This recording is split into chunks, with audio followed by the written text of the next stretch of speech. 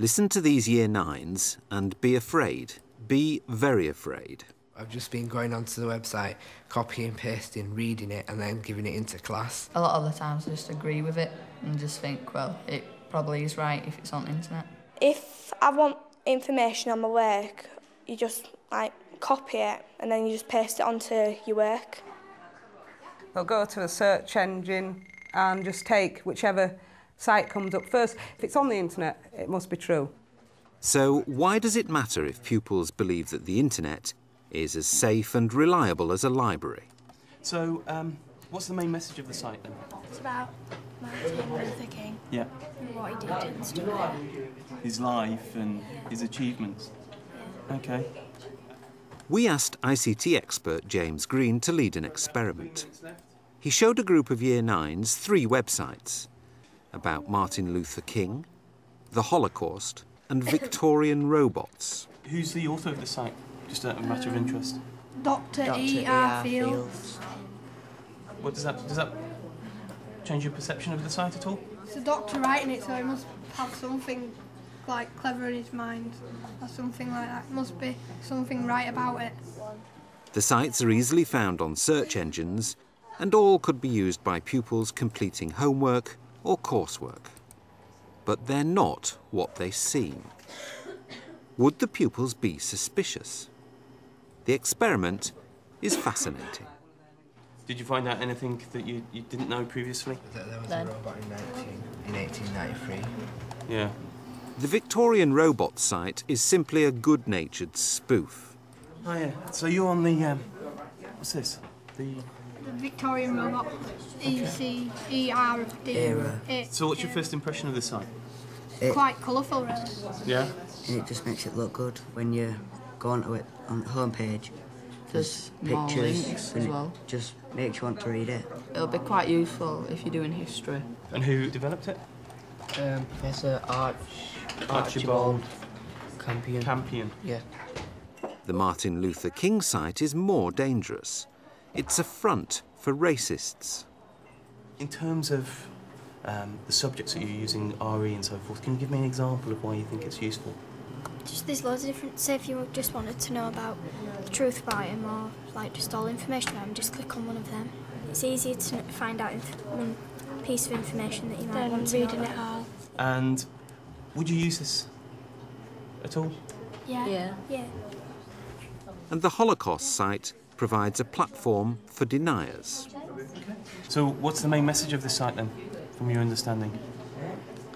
Was there really a Holocaust? So it's questioning the fact that whether there was a Holocaust or not. In terms of usefulness of the site, how would you rate it? You maybe got a bit of RE in it, and you have to take RE for a GCSE, so it might just be a bit useful to know some of it. The pupils are completely taken in by all 3 sites, failing to question their validity or reliability, despite what they've been taught in ICT. It's actually part of the statutory national curriculum that kids should be taught to check the authenticity of sites. But, and it's a big but, there's a real difference between what young people can do and what they do. They've been taught to check the validity of a site, so they can check the validity of a site. That doesn't mean that when they're doing their geography homework, and they've got half an hour to find something out before they move something else, that they actually will do that. So I think what we're seeing is young people's skills, largely through conscious teaching, have got a lot better. Whether or not they apply those skills is perhaps more open to debate. It's the people that use the internet to misinform that we have to be wary of. And the problem lies centrally that the children don't question enough. They don't look at where they are. They don't say, is this actually real? They don't use the techniques. They don't stop and question, why is this person doing it? What's it about? Why haven't I heard about this before? And they're not actually referencing it. When they go on the internet, they think that they're safe because they're at home, they're in the school or they're in the library. But ultimately, they're going out into an open area with free access, and people can be there, pretending to be somebody that they're not. The thing about the internet is that its strengths are also its weaknesses. The internet's a fantastic publishing house. At the same time, it's an information resource, but it's an unstructured, unregulated, disorganised information resource. It's like a huge, huge, huge barn in which everybody's tipped everything they know about anything. And if you can find it, it's great. But if you can't, you wade through a lot of, well, actually not just uninformative and not just unhelpful, but sometimes actually misleading information. After our experiment at Wortley School in Leeds, we asked James Green to lead an ICT lesson, revealing the truth about the 3 sites. What we're going to do now is we're going to change our tack slightly, and we're going to look at sort of empowering yourself to look at sites, to look at the internet, and understand what you're seeing. So a number of things here, a number of questions. They're called the 5 W's and 1 H. We want to know who has written the site, who has written the website. Why has the author written this? What is it about? Is it factual? Also, when was the site last updated? Where does this information come from? Where does the information link to? Do those links actually go out to other websites? And finally, the big question is, how good is the information? So we're going to go through a couple of the sites that we looked at, and we're going to apply these 5 W's and 1 H to it. We looked at this site earlier. And what we're going to do is we're going to have a look at this site. What we can do is we can start to use some different techniques. So we can use things like site colon. Now if we do site colon, and then we put in the URL, and here we see our website there. But it's also giving us all the sites that are housed within this website. If you look at the name of the site for the robot site, it's called www. Big Red Hair. And links and so forth coming off it are? Big Red Hair. Good. So this site is going back in itself constantly. What does that tell you about the site? Is it like it's just keeping on coming back to itself, so it's not got a wide range of information? Yeah. Can we trust this site? What's happening inside here now about Victorian robots? Like, you don't know if it's exactly true, because it's just about what the person who's, like, done the site's written. It's not, like, sort of mentioned anywhere else. So what we need to do is we need to investigate that, and we need to find out what is in Big Red Hair, don't we? So let's have a look. This is Big Red Hair. The reaction of the pupils is remarkable. I thought we were on Victorian robots. What's this all about, Big Red Hair? When I first saw the Victorian robots, I thought that it was all real. When it came to our knowledge that the Victorian robots were only comedy, that's when I was like, I just started laughing at that time, because I was like so shocked. I believed it, and I was actually going to go home and say, look, there were Victorian robots in 1893. I thought they were true, that they were robots, but then when you see that it's a comic, it's like, well, it looks quite real at first, but it won't. So just open up the Holocaust site, and I want you to put the author's name into Google. So who's the author there? Who's the author? Dr. E.R. Fields. What's coming out at you when you put in that guy's name? What's it say? The Jewish Origins of Communism by Dr. E.D. Fields, the 20-page booklet filled with documents from both Jewish and the US state. We've put in Ed Fields, Dr. Ed Fields. It's given us back this actual website here, which is about white nationalism.